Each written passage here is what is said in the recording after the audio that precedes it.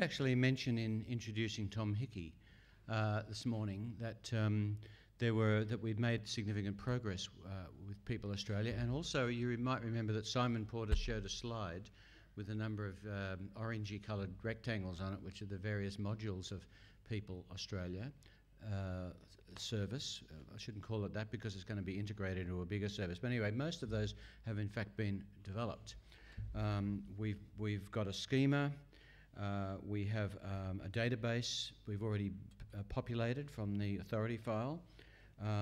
We've now testing the harvester that will harvest additional people data from other partners and contributors.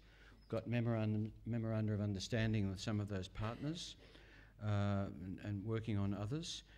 We have exposed the data using SRU and OAI so that that information and those identifiers can be now used by others, and their identifiers can be put into their records so that when they come back to us with richer information, there'll be a straightforward match. So all of those things have happened. The two things that haven't yet happened are, first of all, the ability to resolve uncertain matches, the kind of human reviewing that's needed for people and organisation information, and that software component is being built now. It's not sure how, probably not quite halfway through yet, but it's certainly well underway, that development. And the other thing that hasn't happened is building the actual web search interface for users, and that is in fact going to be included in the single business discovery project that I mentioned towards the end of my presentation. In other words, that's the method we'll use to build that final piece.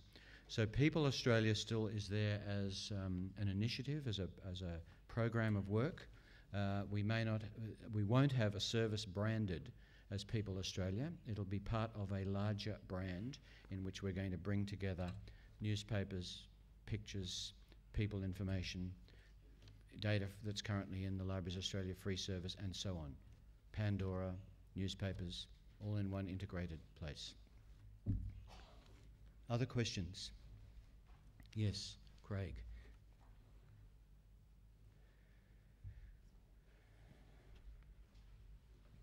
Craig Hicks, Deakin.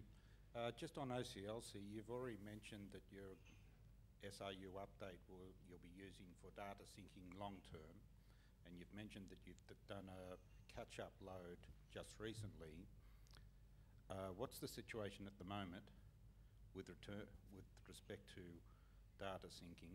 Mm-hmm. And do you have a target date for when SRU update will be running?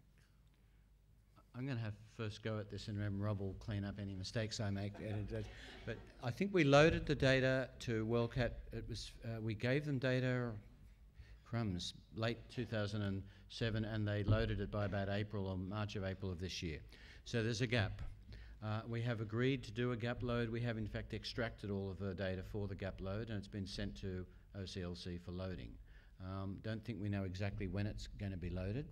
When that has finished loading, we'll probably have another gap, small gap, that we might need to have a second gap load, but we will get SRU update capabilities by Christmas. That's certainly our expectation. And so early in 2009, we should be able to start moving into, I don't know, that we'll need to do some degree of testing, so we'll start moving into the use of that, which will then put us into daily or even, less, hourly or less than that. So it'll be nearly perfectly synchronised. That's where I think we expect things to happen. Rob, what have I missed? You haven't missed anything, but I can probably add a couple of other things to it. Certainly our plan is that we'll have SRU update actually running in production early in the new year. We can be modestly confident of that because OCLC and Leiden are doing a lot of the work for us, and they already have it running from the Dutch Union catalogue across to WorldCat. It's been running for almost 12 months now, and they report that their response time is typically around 5 seconds from the time a record is updated on the Dutch Union catalogue and until it appears updated in WorldCat. So that's the sort of thing we'll be aiming for with the implementation here.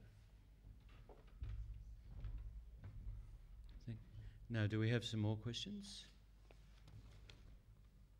No? The taxis await. Now, we have a couple of other agenda matters, and an important one coming up next, which is the future of this forum. And our next speaker will be Linda Luther, the chair of the Libraries Australia Advisory Committee. Linda really needs no introduction. That's good, because I haven't actually written any introductory notes for Linda.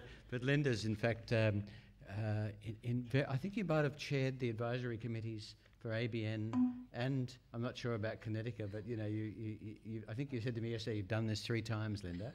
So you're a professional. We hand over to you to tell us about your thoughts on the future of this forum. Please welcome Linda.